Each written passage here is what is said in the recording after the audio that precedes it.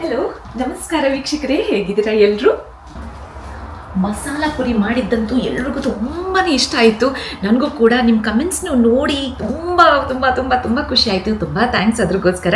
ಯಾವುದಾದ್ರೂ ಒಳ್ಳೆ north Karnataka recipes ತೋರಿಸ್ಕೊಡಿ ಅಂತ ಇನ್ನೊಬ್ರು ಕೇಳಿದ್ದಾರೆ. ನಾರ್ತ್ ಕರ್ನಾಟಕ ರೆಸಿಪೀಸ್ ಅಂದ ತಕ್ಷಣವೇ ಫಸ್ಟ್ ನಮ್ಗೆ ಎಲ್ಲರಿಗಿಂತ ಫೇವ್ರೇಟ್ ಯಾವ್ದು ಹೇಳಿ ನೋಡೋಣ?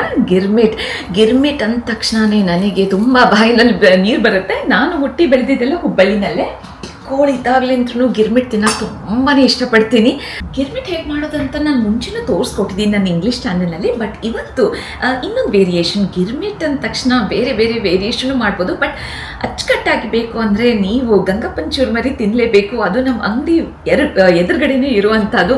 ಆ ಥರದ್ದು ಮಾಡೋಕ್ಕಂತೂ ಕಷ್ಟ. ಬಟ್ ಮನೆಯಲ್ಲೇ ಮಾಡಿ ತಿನ್ನಬೇಕು. ನೀವು ಬೇರೆ ಕಡೆ, ಬೇರೆ ದೇಶದಲ್ಲಿ, ಬೇರೆ ಊರಿನಲ್ಲಿ ಇದ್ದೀರಂದರೆ ಈ ಥರ ವೇರಿಯೇಷನ್ ಖಂಡಿತ ನೀವು ಮನೆಯಲ್ಲೇ ಟ್ರೈ ಮಾಡ್ಬೋದು. ಈ ಗಿರ್ಮಿಟ್ ರೆಸಿಪಿ ಅಂದರೆ ನಮ್ಮ ಹುಬ್ಬಳ್ಳಿನಲ್ಲೇ ಸಿಗೋದು. ಆ ಥರ ರೆಸಿಪಿ ತಿನ್ನಬೇಕಂದ್ರೆ ನಾವು ಹುಬ್ಬಳ್ಳಿಗೆ ಖಂಡಿತ ಟ್ರಾವೆಲ್ ಮಾಡಬೇಕು. ಈ ವರ್ಷ ನಾನು ಇಂಡಿಯಾಗೆ ಹೋಗ್ತಾ ಇಲ್ಲ. ಈ ಸಮ್ಮರ್ ಹಾಲಿಡೇಸ್ ನಾವು ಇಲ್ಲೇ ಇರ್ತಾ ಇದ್ದೀವಿ. ಅದಕ್ಕೋಸ್ಕರ ಮನೆಯಲ್ಲೇ ಗಿರ್ಮಿಟ್ ಮಾಡಿ ನನ್ನ ಮಕ್ಕಳಿಗೆ, ನನ್ನ ಮನೆಯವ್ರಿಗೆ ತಿನ್ನಿಸೋಣ ಅಂತ. ಫಸ್ಟಿಗಾಗಿ ಇದಕ್ಕೆ 1 ಟೇಬಲ್ ಸ್ಪೂನ್ನಷ್ಟು ಎಣ್ಣೆ ಹುರಿದಿಟ್ಕೊಳ್ಳೋಣ. ಎಳ್ಳು ಬೇಗ ಚಟಪಟ ಅಂತ ಸಿಡಿದ್ಬಿಡುತ್ತೆ. ಅದ್ರಗೋಸ್ಕರ ಒಂದ್ಸಲ ಹಂಚು ಕಾದ್ಮೇಲೆ ಅದನ್ನು ಲೋ ಫ್ಲೇಮ್ನಲ್ಲಿ ಇಟ್ಬಿಟ್ಟು ಎಳ್ಳನ್ನ ಒಂದು ಸ್ವಲ್ಪ ಸ್ಪೂನ್ಲಿಂದ ಕೈಯಾಡಿಸ್ತಾ ಅದು ಒಂದು ಸ್ವಲ್ಪ ಬಿಸಿ ಆಗಬೇಕು, ಬೆಚ್ಚಗಾಗಬೇಕು, ಹಾಗೂ ಕೆಂಪು ಆಗಬೇಕು.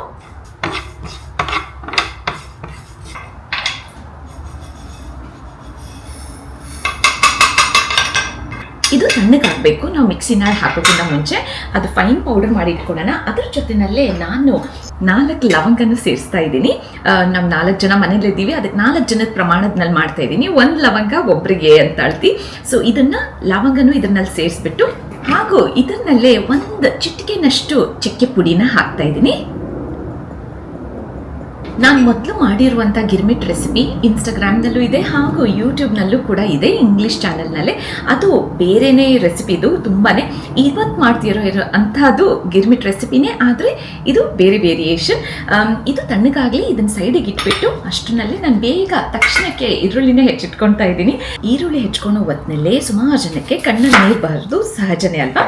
ಆವಾಗ ನೀವೇನು ಮಾಡಬೇಕಂದ್ರೆ, ಫಸ್ಟಿಗೆ ಒಂದು ಅರ್ಧ ಕಟ್ ಮಾಡಿಬಿಟ್ಟು ಸಿಪ್ಪೆನ ತೆಗೆದುಬಿಟ್ಟು ಇಮಿಡಿಯೇಟ್ಲಿ ಅದನ್ನು ಒಂದು ಪಾತ್ರೆಯಲ್ಲಿ ನೀರಿಟ್ಕೊಂಡು ನೀರಿನಲ್ಲಿ ಹಾಕಿಬಿಟ್ಟು ತಕ್ಷಣಕ್ಕೆ ಸಿಪ್ಪೆನೂ ಸಹ ಬಿಸಾಕ್ಬಿಡ್ಬೇಕು. ಆವಾಗ ನಿಮಗೆ ಕಣ್ಣಲ್ಲಿ ನೀರು ಬರೋದು ಕಮ್ಮಿ ಆಗುತ್ತೆ, ಪ್ರಾಬ್ಲಮ್ ಬರಲ್ಲ.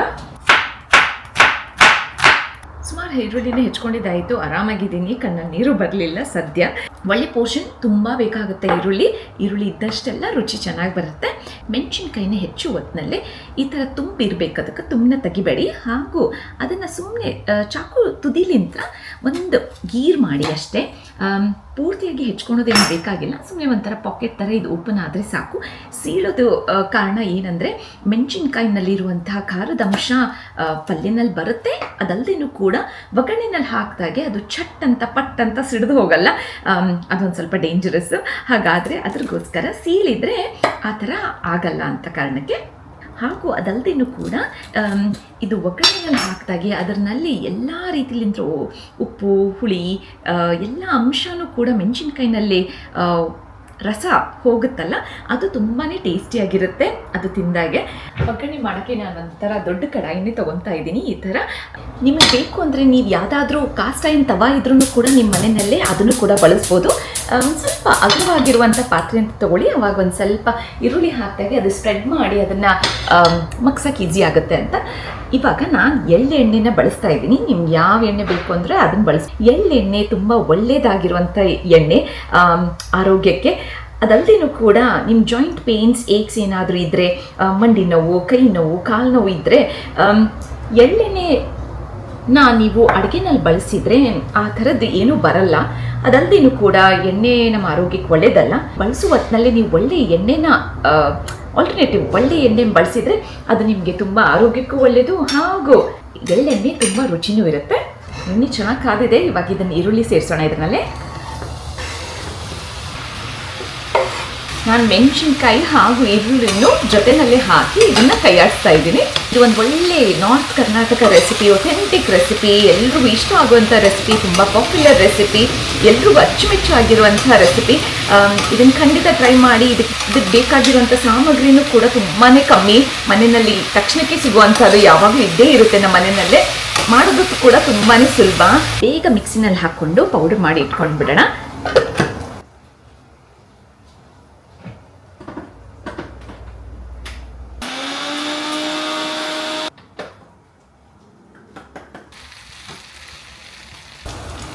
ಈರುಳ್ಳಿ ಒಂಥರ ಕೆಂಪು ಬಣ್ಣ ಬಂದಿದೆ, ಒಂದು ಸ್ವಲ್ಪ ಮೆತ್ತಗಾಗಿದೆ. ಇದು ತುಂಬ ಆಗೋದೇನು ಬೇಕಿಲ್ಲ. ಇವಾಗ ಈ ಪ್ರಮಾಣಕ್ಕೆ ಬಂದ ತಕ್ಷಣವೇ ಇದಕ್ಕೆ ಒಂದು ಚಿಟಿಕೆ ಅರಿಶಿನ ಪುಡಿ, ರುಚಿಗೆ ತಕ್ಕಷ್ಟು ಉಪ್ಪು ಹಾಗೂ 1 ಟೀ ಸ್ಪೂನ್ ಸಕ್ಕರೆ. ಅದಲ್ಲದೇನೂ ಕೂಡ ನಾವು ಪೌಡರ್ ಮಾಡಿಟ್ಕೊಂಡಿದ್ವಲ್ಲ ಎಳ್ಳು, ಲವಂಗ ಹಾಗೂ ದಾಲ್ಚಿನ್ನಿ, ಅದರದ್ದು ಪೌಡರ್ನು ಕೂಡ ಇದರಲ್ಲಿ ಸೇರಿಸೋಣ. ಎಳ್ಳು ಪುಡಿ ಹಾಕಿದಾಗೆ ಯಾವುದೇ ಅಡುಗೆನೂ ಕೂಡ ತುಂಬಾ ರುಚಿ ಆಗುತ್ತೆ. ಹಾಗೂ ಸಕ್ಕರೆನೂ ಕೂಡ ಒಂದು ಒಳ್ಳೆಯ ಸೀಕ್ರೆಟ್ ಇಂಗ್ರೀಡಿಯೆಂಟ್ ಅಡುಗೆನಲ್ಲಿ ಸೇರಿಸಿದಾಗೆ ತುಂಬಾ ರುಚಿ ಆಗುತ್ತೆ. ಇದನ್ನು ಒಂದು ಸುತ್ತು ಕೈಯಾಡಿಸ್ಬಿಡೋಣ. ಇವಾಗ ಇದಕ್ಕೆ ಬೇಕು ಅಂದರೆ ನೀವು ಒಂದು ಸ್ವಲ್ಪ ನೀರನ್ನ ಸೇರಿಸ್ಕೊಂಡು ಒಂಥರ ಗೊಜ್ಜು ಥರ ಮಾಡಿಟ್ಕೋಬೋದು.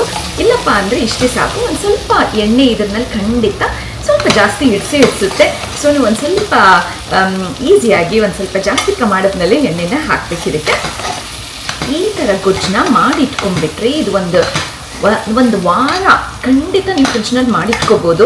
ನೀವು ಎಲ್ಲಾದರೂ ಹೊರಡಿಗೆ ಹೋದಾಗೆ ಕೂಡ ಈ ಥರ ಮಾಡಿಟ್ಕೊಂಡ್ರೆ ನೀವು ಇದನ್ನು ಅನ್ನದಲ್ಲೂ ಸೇರಿಸ್ಕೋಬೋದು ಹಾಗೂ ಚುರ್ಮರಿ ಕಡಲೆಪುರಿನಲ್ಲೂ ಕೂಡ ಸೇರಿಸ್ಕೊಂಡು ಇದನ್ನು ತಿನ್ಬೋದು. ಅಥವಾ ಬೇಡಪ್ಪ ಅಂದರೆ ನೀವು ಚಪಾತಿ ಜೊತೆನಲ್ಲೂ ತಿನ್ಬೋದು, ಬ್ರೆಡ್ನಲ್ಲಿ ಕೂಡ ಹಾಕ್ಕೊಂಡು ತಿನ್ಬೋದು. ಸರಿ, ಇವಾಗ ಮಾಡಿಟ್ಟಿದ್ದೀವಿ ನಾವು ಗಿರ್ಮಿಟ್ಟಿನ ಒಗ್ಗರಣೆ. ಇವಾಗ ಚುರ್ಮರಿನಲ್ಲಿ ಹಾಕ್ಕೊಂಡು ತಿನ್ನೋದಷ್ಟೇ ಬಾಕಿ. ಇದನ್ನು ಆಫ್ ಮಾಡಿರ್ತೀನಿ. ಇವಾಗ ನಾವು ಮಾಡಿಟ್ಟಿರುವಂಥ ಒಗ್ಗರಣೆ ಒಂದು ಸ್ವಲ್ಪ ತಣ್ಣಗಾಗಬೇಕು. ಅಷ್ಟರಲ್ಲಿ ನಾನು ಒಂದು ಸ್ವಲ್ಪ ಸಣ್ಣಗೆ ಹೆಚ್ಚಿರುವಂಥ ಈರುಳ್ಳಿ ಹಾಗೂ ಕೊತ್ತಂಬರಿ ಸೊಪ್ಪನ್ನು ಕೂಡ ಹೆಚ್ಚಿಟ್ಕೊಂಡಿದ್ದೀನಿ. ಇದು ಮೇಲೆ ಉದುರ್ಸೋಕ್ಕೆ ಅಂತ. ಅದಲ್ಲದೇನೂ ಕೂಡ ಒಂದು ಒಳ್ಳೆ ಇಂಪಾರ್ಟೆಂಟ್ ಸೀಕ್ರೆಟ್ ಇಂಗ್ರೀಡಿಯೆಂಟ್ ನಮ್ಮ ನಾರ್ತ್ ಕರ್ನಾಟಕ ಎಲ್ಲರ ಮನೆಯಲ್ಲೂ ಇದು ಖಂಡಿತ ಇದ್ದೇ ಇರುತ್ತೆ, ಯಾವಾಗಲೂ ಇರುತ್ತೆ. ಸಪ್ಪನ ಪುಡಿ ಅಂತ ನಾವು ಹೇಳ್ತೀವಿ. ಇದನ್ನು ಹೇಗೆ ಮಾಡ್ತೀವಿ ಅಂದರೆ ಪುಟಾಣಿ ಕಡಲೆ, ಇದಕ್ಕೆ ಕಡಲೆ ಅಂತೀವಲ್ಲ ಪುಟಾಣಿ, ಇದನ್ನು ಮಿಕ್ಸರ್ನಲ್ಲಿ ಹಾಕಿಬಿಟ್ಟು ಪೌಡರ್ ಮಾಡಿ ಇಟ್ಕೊಂಡಿರ್ತೀವಿ. ಇದು ಯಾವಾಗಲೂ ನಮ್ಮ ಮನೆಯಲ್ಲಿ ಇದ್ದೇ ಇರುತ್ತೆ, ಖಂಡಿತ ಇರುತ್ತೆ. ಇದು ಎಲ್ಲದಕ್ಕೂ ಎಷ್ಟೊಂದು ಅಡುಗೆಗೆ ನಾವು ಬಳಸ್ತೀವಿ. ಇದನ್ನು ಮೇಲೆ ಉದುರಿಸ್ತೀವಿ. ಇದು ಗಿರ್ಮಿಟ್ಗೂ ಕೂಡ ಅವಾಗ ಇದ್ರ ರುಚಿ ತುಂಬಾ ಚೆನ್ನಾಗಿ ಬರುತ್ತೆ. ಇದನ್ನು ಕೂಡ ನಾನು ಬಳಸ್ತೀನಿ, ಅದಕ್ಕೆ ನಿಮ್ಗೆ ತೋರಿಸೋಣ ಅಂತ ಇದನ್ನು ಇಟ್ಕೊಂಡಿದ್ದೀನಿ. ಅದಲ್ಲದೇನೂ ಕೂಡ ನಾವು ಕಡಲೆಪುರಿ ಅಂತ ಹೇಳ್ತಾರಲ್ಲ ಬೆಂಗಳೂರಿನಲ್ಲಿ, ನಾವು ಇದಕ್ಕೆ ಚುರ್ಮರಿ ಅಂತ ಹೇಳ್ತೀವಿ. ಪ್ಯಾಕೆಟ್ಲಿಂದ ತೆಗೆದ್ರೆ ಅಥವಾ ಡಬ್ಬೆನಲ್ಲಿ ಹಾಕಿಟ್ಟಿದ್ರೂ ಕೂಡ ಒಂಥರ ಟೆಕ್ಸ್ಚರ್ ಅದು ತಿಂದಾಗಿ ಒಂಥರ ಎಳ್ದಂಗೆ ಅನಿಸುತ್ತೆ. ಅದ್ರಗೋಸ್ಕರ ಇದನ್ನು ಒಂದೇ ನಿಮಿಷ ನಾನು ಮೈಕ್ರೋವೇವ್ನಲ್ಲಿ ಇಟ್ಟು ಇದನ್ನು ಬಳಸ್ತೀನಿ. ಅವಾಗ ಅದರದ್ದು ಒಂಥರ ಕುರುಮ್ ಆಗುತ್ತೆ.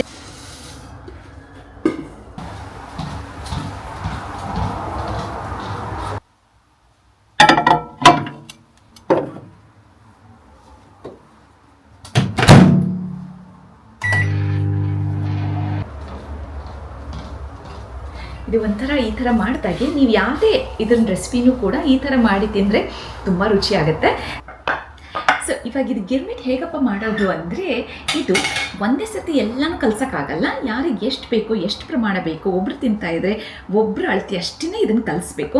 ಇಬ್ಬರು ತಿಂತಾಯಿದ್ರೆ ಇಬ್ರಿಗಷ್ಟೇ ಕಲಿಸ್ಬೇಕು. ಇದನ್ನು ಕಲಿಸೋದು ಕೂಡ ಈ ಥರ ಗುಂಡಾಗಿರುವಂಥ ಪಾತ್ರೆ ತೊಗೊಂಡ್ರೆ ಕಲ್ಸೋಕ್ಕೆ ತುಂಬಾ ಈಸಿ ಆಗುತ್ತೆ. ಹಾಗೂ ಅದು ಮಿಕ್ಸ್ ಮಾಡೋಕ್ಕೂ ಕೂಡ ನಿಮ್ಗೆ ತುಂಬ ಚೆನ್ನಾಗಿ ಅನಿಸುತ್ತೆ.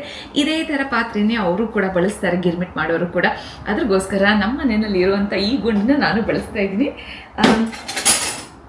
ಇವಾಗ ಇದನ್ನು ಒಂದೇ ಅಳತೆ ಮಾಡಿ ತೋರಿಸ್ತಾ ಇದ್ದೀನಿ. ಅದ್ರಗೋಸ್ಕರ ಎಷ್ಟು ಬೇಕಷ್ಟೇ ಹಾಕ್ಕೊಂಡು ಸರಿ ಈ ಗುಂಡಿನಲ್ಲೇ ಇಷ್ಟು ಚುರ್ಮರಿನ ಹಾಕ್ಕೊಂಡಿದ್ದೀನಿ. ಇದಕ್ಕೆ ಈಗ ನಾವು ಮಾಡಿಟ್ಟಿರುವಂಥ ಪಲ್ಯ ಇತ್ತಲ್ವ, ಇದನ್ನು ಕೂಡ ಸೇರಿಸ್ತಾ ಇದ್ದೀನಿ ಇದರಲ್ಲೇ.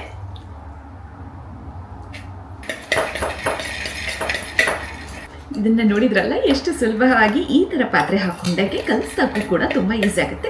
ಅದಲ್ಲದೇನೂ ಕೂಡ ಒಬ್ರೊಬ್ರಿಗೆ ನಾವು ಮಾಡಿದಾಗೆ ಅದು ಸುಲಭನೇ ಕಲಿಸೋದು. ತುಂಬ ಜಾಸ್ತಿ ಒಂದೇ ಸರ್ತಿ ಕಲಿಸ್ಬಿಟ್ರೆ ಕಷ್ಟ ಆಗುತ್ತೆ ಕಲಿಸೋದು, ಮಿಕ್ಸು ಕೂಡ ಕಷ್ಟ ಆಗುತ್ತೆ. ಇವಾಗ ಕರೆಕ್ಟ್ ಒಂದೇ ಅಳತೆ ಮಾಡಿದ್ದಕ್ಕೆ ಇದಕ್ಕೆ ಒಂದು ಸ್ವಲ್ಪ ಕಲಸಾದ್ಮೇಲೆ ಇದಕ್ಕೆ 1 ಟೀ ಸ್ಪೂನ್ನಷ್ಟು ಸಪ್ಪನ ಪುಡಿನ ಸೇರಿಸ್ತಾ ಇದ್ದೀನಿ. ಆಮೇಲೆ ಇದನ್ನು ಈ ಥರ ಮಿಕ್ಸ್ ಮಾಡೋದು. ಇದನ್ನು ತುಂಬ ಸಿಂಪಲ್, ತುಂಬ ಈಸಿ ರೆಸಿಪಿ. ತುಂಬಾ ಟೇಸ್ಟಿನೂ ಆಗಿರುವಂಥ ರೆಸಿಪಿ, ಯಾವಾಗಾದ್ರೂ ನೀವು ದಿಢೀರಂತ ಮಾಡ್ಬೋದು, ಅಷ್ಟು ಸುಲಭವಾಗಿರುವಂಥ ರೆಸಿಪಿ. ಸ್ಪೆಷಲಿ ಸಾಯಂಕಾಲ ಹೊತ್ತು ಟೀ ಟೈಮ್ನಲ್ಲೇ ಮಾಡ್ಕೊಂಡು ತಿನ್ನುವಂಥ ರೆಸಿಪಿ ಇದು. ಇವಾಗ ತಿನ್ನೋದು ಕೂಡ ನೀವು ಇದೇ ರೀತಿಯಾಗಿ ತಿಂದ್ರೆ ಅದೇನೋ ಒಂಥರ ಮಜಾ. ಯಾವ ಥರ ಬೇಕಾದರೂ ತಿನ್ಬೋದು. ಒಂದು ಪ್ಲೇಟ್ ಇಟ್ಕೊಳ್ಳಿ, ಅದ್ರ ಮೇಲೆ ಒಂದು ನ್ಯೂಸ್ ಪೇಪರ್ ಅಥವಾ ಈ ಥರ ಪ್ಲೇನ್ ಪೇಪರ್ನು ಕೂಡ ಸ್ವಲ್ಪ ಈ ಥರ ಮಾಡಿಬಿಟ್ಟು ಹಿಂಗೆ ಇಟ್ಕೊಂಡ್ರೆ ಅವಾಗ ಅದು ಸುಲಭವಾಗಿ ಪ್ಲೇಟಿನ ರೂಪ ತಗೊಳುತ್ತೆ. ಅವಾಗ ಹಾಕೋಕ್ಕೂ ಕೂಡ ತುಂಬ ಸುಲಭ ಅನಿಸುತ್ತೆ. ನಾನು ಪ್ಲೇನ್ ಪೇಪರ್ನೇ ಬಳಸ್ತಾ ಇದ್ದೀನಿ. ಇದನ್ನಲ್ಲೇ ಮಾಡಿಟ್ಟಿರುವಂಥ ಗಿರ್ಮಿಟ್ನ ಒಂದು ಸ್ವಲ್ಪ ಮೆತ್ತಗಾಗಬಾರ್ದಿದ್ದು, ಗಟ್ಟಿಯಾಗಿರಬೇಕು, ಕುರುಮ್ ಅಂತ ಇರಬೇಕು. ಒಳ್ಳೆ ಪ್ರಮಾಣದಲ್ಲಿ ಇದನ್ನು ಈರುಳ್ಳಿ ಹಾಗೂ ಕೊತ್ತಂಬರಿ ಸೊಪ್ಪನ್ನು ಕೂಡ ಇದ್ರ ಮೇಲೆ ಉದುರಿಸೋದು. ಇದನ್ನಲ್ಲಿ ಇದು ಮೆಣಸಿನ್ಕಾಯಿ, ಇದು ಮಾಡಿಟ್ಟಿದ್ದೇನೆ ಮೆಣಸಿನ್ಕಾಯಿನ ಈ ಥರ ಕೊಟ್ಟರೆ ಯಾರಿಗಿಷ್ಟ ಆಗಲ್ಲ ಹೇಳಿ ನೋಡೋಣ. ನಿಮಗೆ ಈ ರೆಸಿಪಿ ತುಂಬ ಇಷ್ಟ ಆಗುತ್ತೆ ಅಂತ ನಾನು ಅಂದ್ಕೊತೀನಿ. ಅದಲ್ಲದೇನೂ ಕೂಡ ಖಂಡಿತ ನೀವು ನಿಮ್ಮ ಮನೆಯಲ್ಲಿ ಇದನ್ನು ಟ್ರೈ ಮಾಡಿ, ನಿಮ್ಮ ಮನೆ ಮಂದಿಗೆ ತಿನ್ನಿಸಿ, ನಿಮ್ಮ ಮಕ್ಕಳಿಗೆ ತಿನ್ನಿಸಿ, ನಿಮ್ಮ ಫ್ರೆಂಡ್ಸ್ಗೂ ಕೂಡ ಇದನ್ನು ಮಾಡಿ ತಿನ್ನಿಸಿ. ತುಂಬಾ ಇಷ್ಟ ಆಗುತ್ತೆ. ನಮ್ಮ ನಾರ್ತ್ ಕರ್ನಾಟಕ ಸ್ಪೆಷಾಲಿಟಿ ಆಗಿರುವಂಥ ಗಿರ್ಮಿಟ್, ಎಲ್ರಿಗೂ ಅಚ್ಚುಮೆಚ್ಚಾಗಿರುವಂಥ ಗಿರ್ಮಿಟ್, ಇದು ಎಲ್ರಿಗೂ ಇಷ್ಟ ಆಗುವಂಥ ಗಿರ್ಮಿಟ್. ಖಂಡಿತ ಕಮೆಂಟ್ ಸೆಕ್ಷನಲ್ಲಿ ತಿಳಿಸಿ ಇದು ಹೇಗನ್ನಿಸ್ತು ಅಂತ. ನಿಮಗೆ ಮುಂದಿನ ವಾರ ಮತ್ತೆ ಸಿಗೋಣ, ಮುಂದಿನ ಮಂಗಳವಾರ ಮತ್ತೆ ಸಿಗೋಣ. ಅಲ್ಲಿ ತನಕ ಒಳ್ಳೆಯದಾಗಲಿ ನಿಮಗೆಲ್ಲ. ಹಾಗೂ ನಾವು ಕೂಡ ಸಮ್ಮರ್ನ ಎಂಜಾಯ್ ಮಾಡಿ ಒಳ್ಳೆ ತಿಂಡಿನ ಹೀಗೆ ತಿಂತಾ ಇರ್ತೀವಿ ನಿಮ್ಮ ಜೊತೆನಲ್ಲೇ.